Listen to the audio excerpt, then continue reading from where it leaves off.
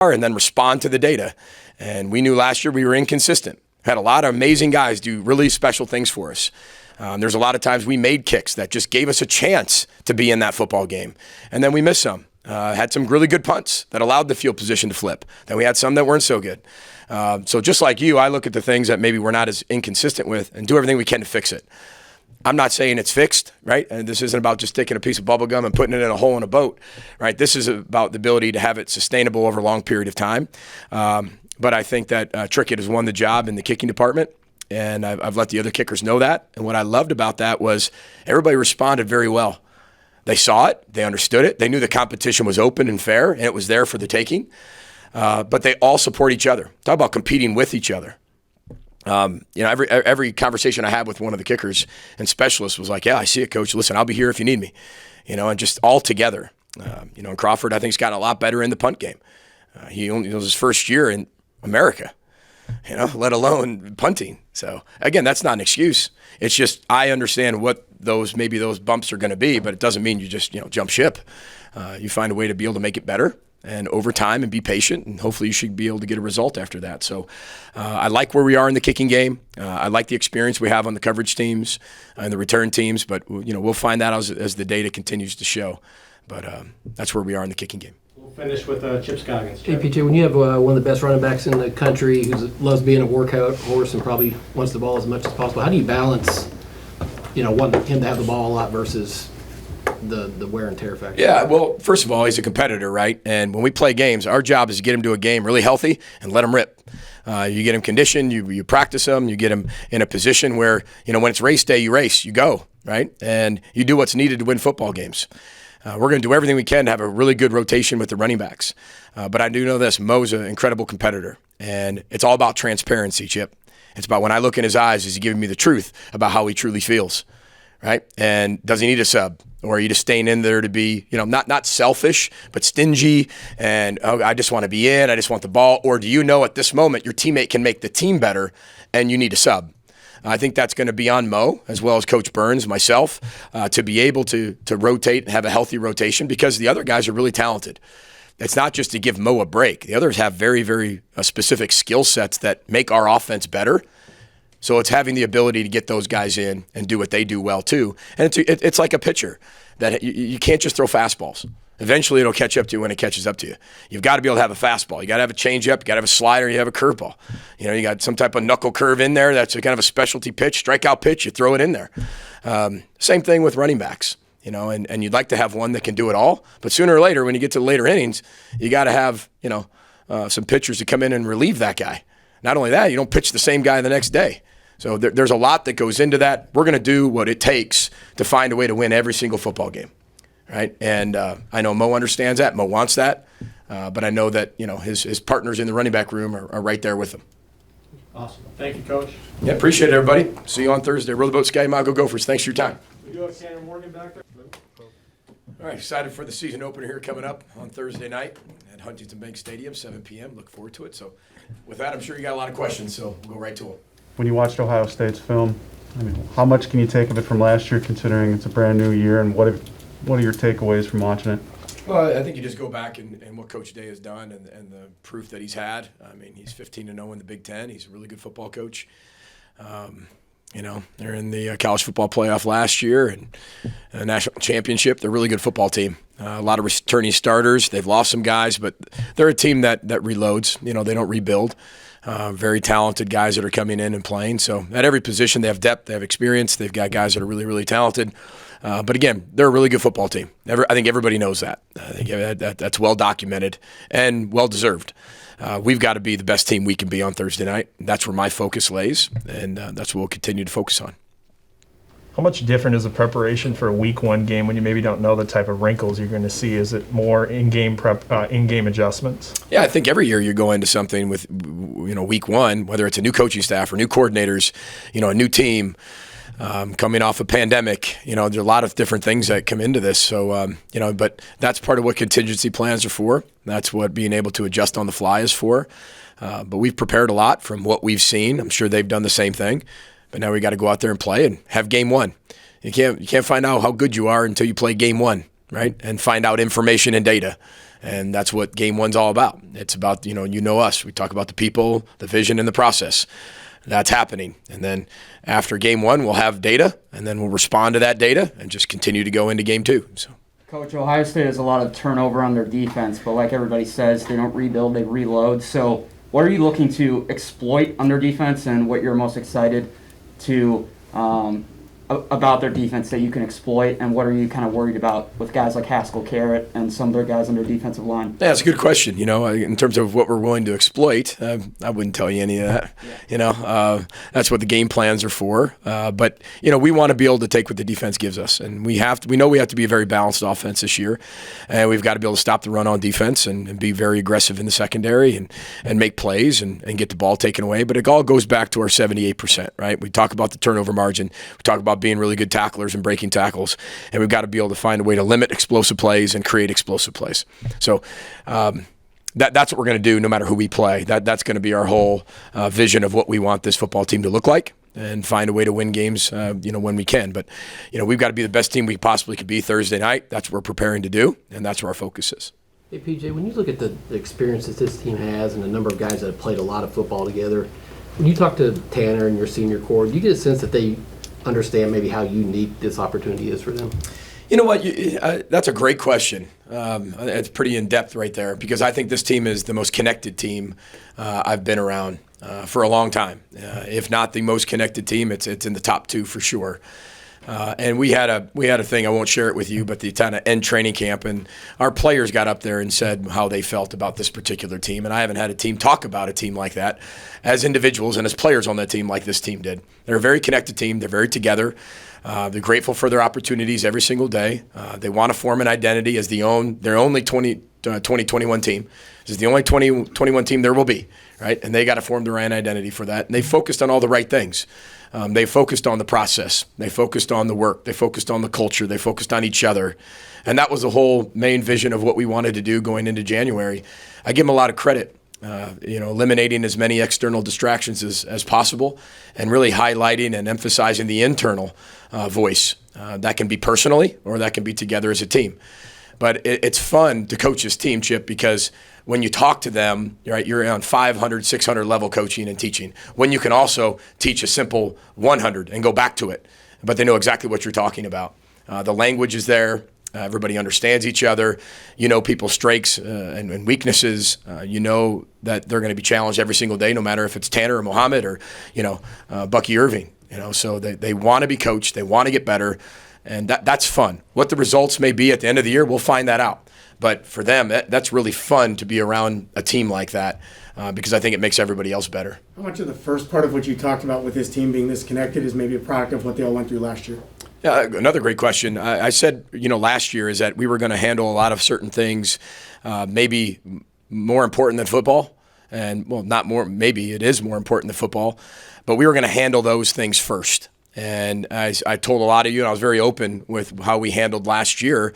And we went 3-4, and everybody said, well, what happened? And I think that we did what was necessary for this team to continue to grow, not only in 2020, but the future. But if we didn't handle some of the things that we handled in 2020, they wouldn't be as connected as they are in 2021. And I'm not talking about just me. I'm talking about our staff. I'm talking about our operations staff, our trainers, our doctors, our mental health specialist, Dr. Carly and her entire staff, our trainers, our equipment managers, everybody involved in that. We have incredible people here. And I mean people, not coaches, not just trainers, not just doctors, but people. And when you have amazing people and elite people like that, they care about certain things, and they care about things that are greater than just what the athletes do on the field. And I think 2020 highlighted that for all of us. And, I think Mark Coyle did a tremendous job leading our administration, and he said, hey, listen, I know you're a competitor. I know you want to win. I know you want to do those things. But we've got to make decisions. We got to do a lot of things to make sure our student athletes are right, mentally, physically, and emotionally. First, and then we'll make all the decisions as we keep moving forward for 2021, 22, 23, and keep moving forward. But I give our players a lot of credit too, because we didn't sacrifice something in 2020 to put it off to 21. We just took everything head on, and we did everything, right, in every area of their life and hit every area of their life. But I really believe that. That doesn't promise you anything. Just because they handled 2020 the right way and handled it together and went through it face on and head on, doesn't mean you're promised something in 2021. And I tell our players that all the time. Just because you do something and you do the right thing It doesn't promise you anything in this world. It gives you a better chance. And I'll take our chances on stacking chance on chance on chance on chance as long as they're really good chances. And then we'll see what happens. But I thought the way our team handled 2020 and everything that came their way in this city, of all that happened, I think they gave themselves the best chance to be connected in 2021. And then they took 2021 and ran with it, starting in January. But they've continued to grow and learn and want to be coached. And, Ernie Johnson talked to, the Alabama football team, talked about got to versus get to. This is a get to team. It is. And they really, truly believe that. And have to versus want to, they want to do this. And it's a player-led team. Are we perfect? No. But, that's why it's fun to coach them. You're not convincing them. They're not resisting. They just do it because they love each other. And that's the benefit of having an experienced team that's been through a lot. Coach, you're a wide receiver guru. Last week you said Ohio State's receiving core is one of the best you've ever seen. What about Chris Olave and Garrett Wilson makes them so special? Yeah, I wouldn't consider me a guru at all. I mean, I had Luke Getsy as a wide receiver coach at Western Michigan University. I've had Matt Simon here, and they're the ones that turn those guys over. And they do a great job coaching the wide receivers, and especially Matt. But they're really talented. I know people will take what I say and say, okay, we said they're the greatest compared to what? I said the greatest I've seen that I've had to evaluate, I would play against on film. They are. They're all in sync. It's amazing that they have whoever the number 5 guy is on their depth chart. It's hard because they play 4 at a time. I mean, they're really good. Olave is he's smooth, he's fluid, he's got incredible instincts. He plays bigger than he is. He's got incredible short area burst. He can play inside, he can play outside. He can go up and over you, but then he can also play inside and do a great job working the middle crosses and deep overs. And they eat up ground fast. One thing that helps the play action game and helps RPO game is how fast your receivers are. As you're giving that play action fake, if they're covering ground, that puts distance between the linebackers and that next level where the wide receivers are going to be, right? And the faster they are, the faster they're going to get in those spots and the more space they're going to create. And they do that very well. So, I can go through every single one of them. And I stand behind my statement. I haven't had to play against Alabama and evaluate people on film and things like that, but it's a compliment. And that's not something to butter people up. That's a compliment. They're very, very talented, and I think everybody sees that. I think you all see that. I've seen that. They're very good, and we've got to do a really good job in the secondary and do certain things to make sure that that they don't get a chance to exploit all that. Yeah, against talk us. about your own wide receiver for a second. How's Chris Ottman-Bell doing? What's his status for the Ohio State game? Yeah, he's still day to day. He ran today, so we'll see as we continue to go forward. But our number one thought of what we do is going to be Chris's health. Period. Right, as we keep going forward. So whatever their trainers and doctors say he's going to do, we're going to do. We're going to keep him safe and continue to keep him progressing because he's progressing incredibly quickly. So that's a credit to him and our trainers. PJ, you've talked in the past about cultural sustainability and building this into a destination program. How far along do you feel you are in that process? Well, we're in year 5. When you reflect back on what we've done in 4 years, right, going into year 5, we've done hopefully everything we said we were going to do, right? And not everything that we said we're going to do, but everything we said we wanted. I hope it's very clear that everybody sees that. In 2019, winning the most games since 1904 and winning 7 Big Ten games for the first time ever and, beating 2 top 10 teams and being ranked top 10 in the country. And, I'm not saying that happens every single year, but people got a chance to see what can happen here. And the longer that culture is sustained over a long period of time, the more chances you give yourself to be in that type of season. Doesn't mean it's always going to happen, but we are exactly where we are. I know it's a little bit of a generic question, but we should be a very experienced team right now, and we are. What we'll be next year, we'll find out what we are next year. But we're going to do everything we can to make sure every year we give ourselves the best chance to win.